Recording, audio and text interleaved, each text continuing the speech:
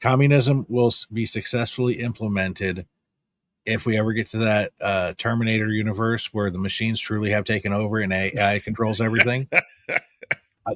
If you left it up to AI, the capitalist society is what would come out of it. Oh, absolutely. Or not the capitalist, but the communist society, because it would make all the calculations say everybody needs X, and that's how it would be distributed. Exactly.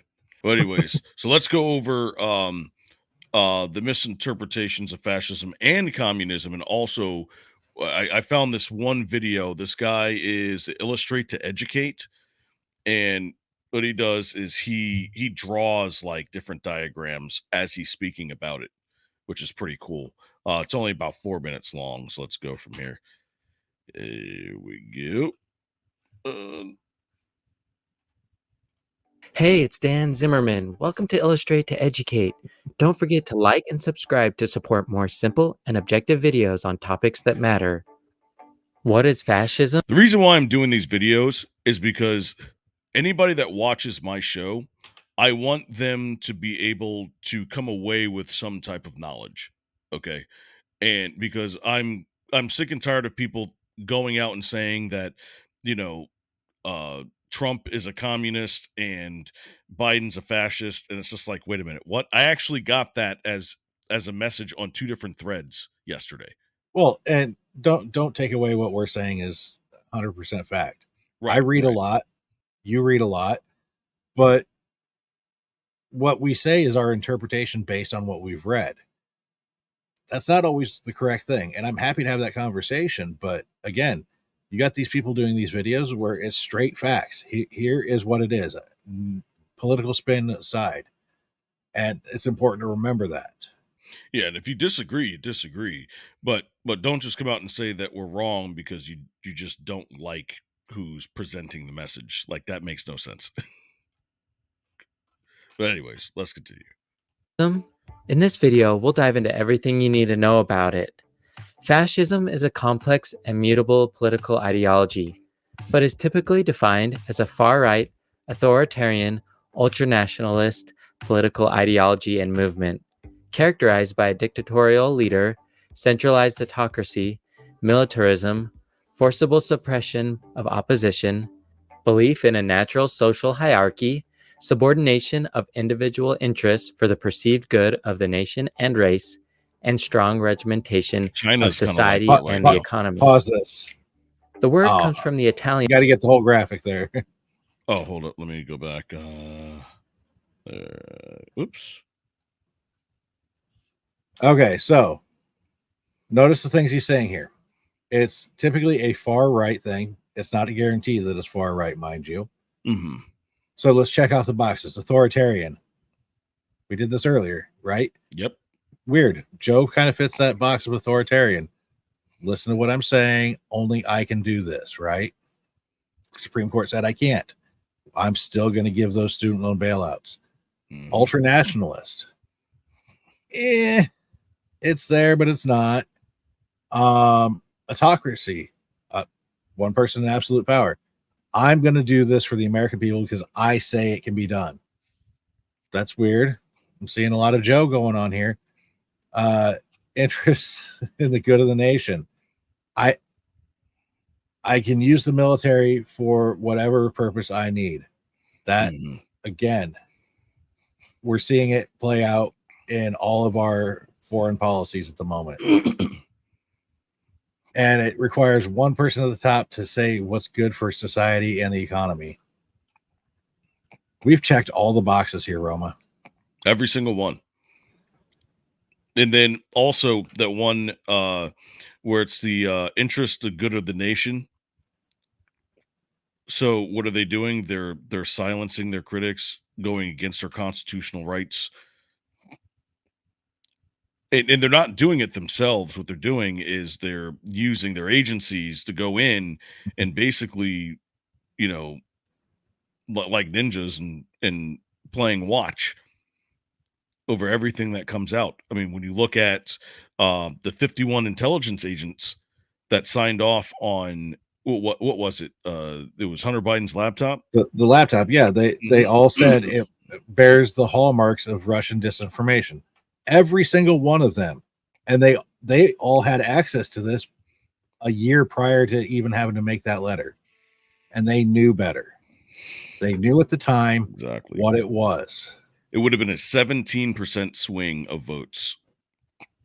17% if they would have known that information. But anyways, all because the people that they tell you should trust used that trust and abused it. Yeah, and this is why we're doing this episode.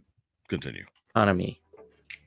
The word comes from the Italian fascio, meaning a bundle or a group, and is considered a term for a militant brotherhood. The word fasces means an axe tightly bound with sticks, an image that became a symbol of the fascist movement. The symbolism of fasces suggests strength through unity. A single rod is easily broken, while the bundle is difficult to break. Fascism came to prominence in the 1920s and 1930s in Europe. The most notorious examples of fascist governments have been Benito Mussolini's National Fascist Party in Italy from 1922 to 1943 and Adolf Hitler's National Socialist German Workers' Party, the Nazi Party, from 1933 to 1945. Other countries have also been ruled in the 20th century by fascist regimes, such as Francisco Franco in Spain and Juan Perón in Argentina. According to some definitions, fascism rejects assertions that violence is inherently bad and views imperialism, political violence, and war as a means to national rejuvenation. Fascists often advocate for the establishment of a totalitarian one-party state and for a dirigist economy with the principal goal of achieving autarky, national economic self-sufficiency, through protectionist and economic interventionist policies. Fascism's extreme authoritarianism and nationalism often manifests as belief in racial purity or a master race, usually blended with some variant of racism or bigotry against a demonized other, such as what was seen with Jews during the Hitler era. All right. So so one party check. All right. So there is no elections, there are no, um rise to prominence of other people, because once you have that money and all that power like we talked about before, then you have all of the workings of the ability to use the military might and all of your intelligence against anybody else who tries to rise up against, regardless of whether you're right or wrong. You mean like court cases that have no bearing on anything? Yeah, like paying off porn stars. Yeah, things that are perfectly legal, but we're going to make a court case about it. Weird. Yeah, exactly. And national rejuvenation, I can see that with Trump. Oh, absolutely. Absolutely, you can see that with him. And listen, I'm going to call a spade a spade. All right, anything I see here that represents Trump, I'm going to call it out. Oh, I actually see a couple things on here that I would call out Trump for. That Yeah. being one of them. Exactly. So you got the national rejuvenation, nationalism, um, government. What's this? The government over the economy. No. That I see that. I mean that's our regulatory agencies. They're tipping the hands on the scale, favoring one thing over another, saying, "No, you got to do it this way. It's the only way the economy for all can survive." Right. Right. Is that similar to the what is it, the John Adams, was it John Adams or was it Hamilton? They're talking about the banking system and interest rates and stuff like that.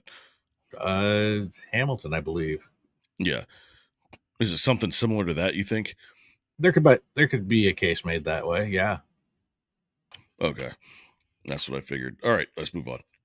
Ideas such as these have motivated fascist regimes to commit genocides, massacres, forced sterilizations, mass killings, and forced deportations. Ooh, sterilizations. Since the end of Which one? Let me see. Where was it? No, so we got genocides. No, we don't. Well, we don't do that. no. you got to think of genocides not just as people that are walking this earth today. There's this other genocide that happens that people are fighting for their ability to do right now. What was it? Begins with an A. Think about it. Abortion. Oh, Sterilizations. Anyone get the jab? yeah, right. Yeah, and that'd be under sterilizations. Deportations, I mean, that's what's happening now here, but in a completely different context. Yeah, Like, that's a mixed bag. You got to look at that one differently because it's people came here without authorization. Yes, they need to be deported. That's the way it works. yeah, I don't think there's anybody here that's advocating for absolute, like, no one can come into our country at all under any circumstance unless you're a specific, no, then nobody is saying that on either side, so No, I don't understand where this idea is that, deportations are racist when they're deporting all different types of people. it's it's because Orange Man bad. I, all right. All right. All right. You know what? I'll leave it at that. Go. Since the end of World War II in 1945, few parties have openly described themselves as fascists. The term is more often used derogatorily by political opponents. Yes. The descriptions of neo-fascists and post-fascists are sometimes employed to describe contemporary parties with ideologies similar to or rooted in 20th century fascist movements. Exactly. This is what we're talking about. It's, there's a piece of it that makes sense in the type of government that you're trying to run, or the type of either ideology or um policies that you want to get in, but that there's many circles of different other governments that fall into those categories as well. Yeah, just because you took an idea that was founded in that, or most commonly found there, not founded necessarily as it is, but you could find it as part of fascism, doesn't mean that you're fascist in your policy. Exactly. It's because it applied to what was needed to be done. Right, right. For example, like, of course we'll go back to Trump because I mean he's in the news all over the place. Here in Modi in India, they're frequently called fascists due to their strong nationalist rhetoric. Yeah. So, however, Trump's America First policies, you know, and then the promotion of Hinduism in India, they don't necessarily equate to fascism, because that involves much more extreme and comprehensive control over society. He doesn't want to control society. He just wants society to be better, and they want to get back to their roots of what made the country great in the first place, minus all of the bad stuff. Yes, slavery was bad. Yes, putting, you know, Roma, you can't have an opinion on slavery. Oh wait, you probably can. I'm not allowed one. Um, but no, of course not. I here, I'll can't. put my blackface on. No, never mind. Uh, Don't do that. I I'm like you, joking. man. I don't want you to disappear. No, I'm just kidding. But Um, no. I mean, yes, there have been bad things that have happened in the last 248 years that we can all today agree were bad. I don't support those things. I throughout my entire life I have not supported those things. But it is still okay to say that things have been good at periods throughout history. yeah, especially when you were talking about like the big boom in the 1950s, after World War II. And then, of course, the boomer generation where everybody was having children. Um, Everybody survived off of one income in a household. I don't Um, even know what that looks like. I do, I mean, technically, I suppose I do. I'm not married. I don't have kids. So I do survive off of one income, but that's not the same situation. yeah, Exactly. All right. Let's see, what do we got? Got about 40 seconds left. Core fascist ideologies and goals similar to those of Hitler and Mussolini are still present in populist organizations today and continue to shape fascist movements in countries around the world, particularly where their leaders are, number one, someone who claims to speak for a whole nation or group, two, is utterly unconcerned with the rights of others, and three, is willing to use violence and whatever other means are necessary to achieve the goals he or she might have. Some opposition groups have adopted the Antifa. So the number 2, this is an interesting bullet point. label anti. Boom. There it is. I said it and then he wrote it. Like, that's, I was like, wait a minute. Yeah. You mean Antifa? Yeah, but so you got number 2's bullet point. Look at that. The rights of others. Mhm. So right now, both sides have this one aspect going for them, and they're on opposite sides of what they're determining that. I mentioned it earlier, the right to an abortion. Half the country says no, the other half says yes, but it's all about trampling on the other's rights. And I think it's wrong because, hey, a life is a life. They should have the rights to continue on. The other side says, my body, my choice. They have a right in that regard too. And this is such a divisive topic. I don't think there's any one right answer, but both sides have a fascist component to it. Yeah, they really do. You know, and I would even go even further and talk about like the right to defend yourself, the Second Amendment, and how you can make arguments about, oh well, it's bad, so we must limit the ability of the people um that are law abiding citizens, but yet won't say anything about the people who aren't law abiding citizens who are causing all these problems in the first place in order for you to have a Second Amendment to defend yourself. So it's like there's just this giant circle of disingenuous mislogic that keeps going in. But It's funny how that goes. right, we definitely have to do a Second Amendment episode at some point. All right. We're gonna watch the rest of this, and then I'm gonna fly through the next one, and then we'll get out of here. So let's see. Fascist or Antifa to signify their stance. Yeah. What are there it your is. We All should have right. stopped already. Yeah, I know, right? I don't even know why I started, but there is one more, and that is the communist side. Uh, Once again, I want to make sure that everybody understands the differences between the two, because I remember somebody stated that they're both socialist in a way. There are elements, yeah. Yeah, there are elements. One probably more than the other, but either way, the main thing is the concentration of power. Yeah. It's the people at the top. Yeah, exactly.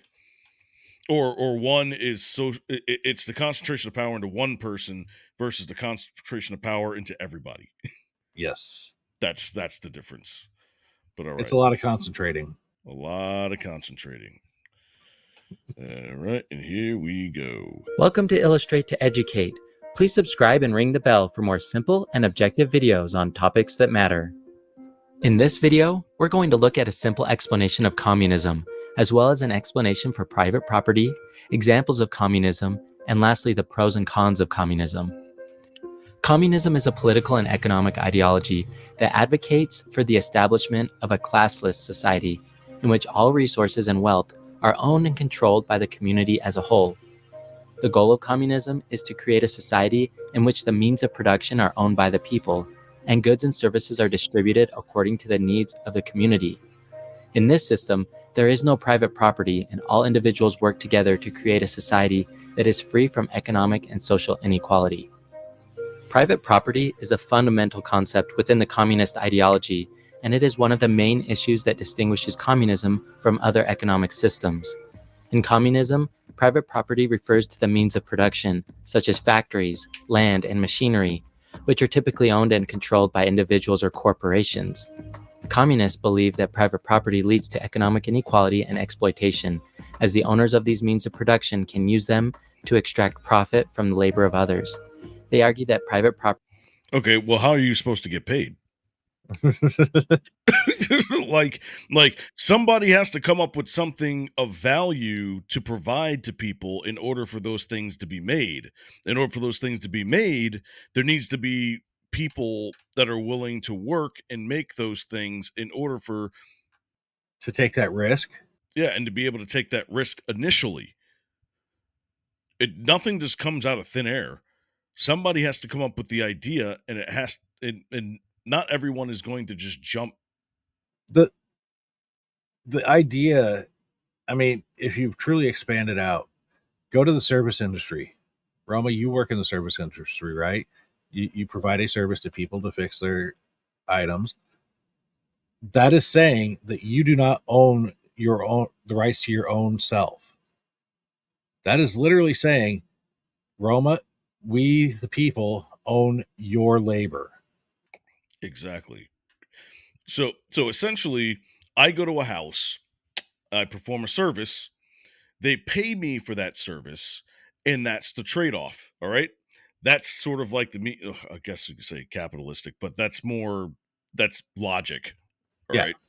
What they're saying under communism is that I go to your place and fix it, and then assume that any type of service that I need for myself, somebody else is going to be available to do so for me at Yes. no cost. Because the system owns everything, and therefore that's how we all get paid. Except that last part never actually ends up happening. Exactly. And of course, like how do you determine the cost of products and services if nobody is paying for those said services? Because I mean, as much as I would love to be an astronaut, my ass is not going into space to It's fix a not. satellite or going deep down in the ocean to fix some, you know, some some oil well or rig. I got some good news for you, Roma. Hmm. Under communism, you wouldn't have to worry about going into space because there's no reason to innovate to get us to space. Ah, that's how it works. Okay. So there's no satellite TV, no um Well, what do you need satellite TV for? That just brings choices, and you don't get choices. You get what we tell you you need. geez, and communism's great then. Holy shit. I'll just go to the beach every day and have somebody bring me cocktails. I mean, that's Oh, communism, right? but you don't get to go to you don't get to go to the beach either. Oh, man, all right. I'll step off of that. I keep rambling on about sweet nothings. is a form of theft, as it allows individuals to take the fruit of others' labors without contributing anything themselves. In a communist system, private property is abolished, and the means of production are owned and controlled by the community as a whole. This means that everyone has equal access to resources and wealth, and that the community collectively decides how resources are allocated and how work is organized. However, it is important to note that the concept of private property within communism does not necessarily mean that individuals cannot own personal possessions. For example, individuals may still own their own homes, clothing, and personal items. The distinction is between personal property, which is owned for individual use, and private property, which is owned for the purpose of extracting profit from the labor of others. The origins of communism can be traced back to the writings of Karl Marx and Friedrich Engels in their book The Communist Manifesto, published in 1848. They laid out the I really need to read this book. You don't want to, but you need to. I was gonna say that's why I said I need to, not I want. All right. basic principles of communism, arguing that the capitalist system was inherently flawed and would eventually be replaced by a socialist system, which would in turn lead to communism. According to Marx and Engels, capitalism created a society in which the wealthy controlled the means of production, while the working class was It's funny how when you look at what's going on in our country right now, and how they're trying to create like all these socialistic programs, saying that capitalism doesn't work, but yet they're using the fruits of capitalism to run their socialist agenda. See, now you're cooking with fire.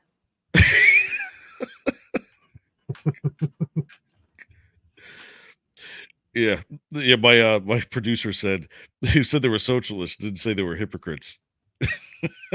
That's funny. Was exploited and forced to sell their labor for low wages. They argued that this system was unsustainable and that the only way to create a truly just society was to abolish private property and create a system in which the means of production were owned by the people. In a communist society, the government controls all aspects of the economy and resources are distributed based on need rather than profit.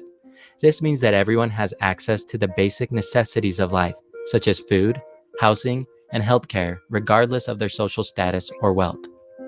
However, Who the determines implementation need? of communist Which one? Who determines need?